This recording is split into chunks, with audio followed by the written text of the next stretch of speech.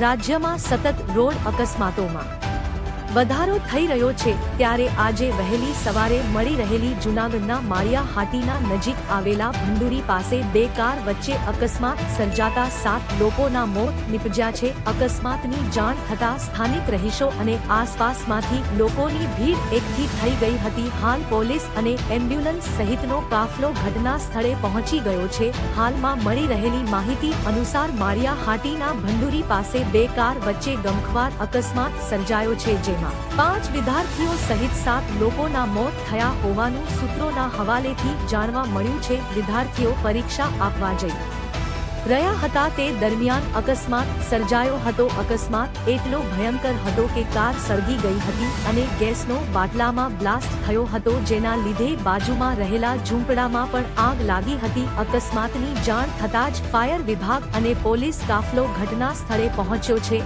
અને બચાવ કામગીરી હાથ ધરી છે. હાલ મૃતદેહોને પીએમ માટે મોકલી આગળની કાર્યવાહી હાથ ધરવામાં આવી.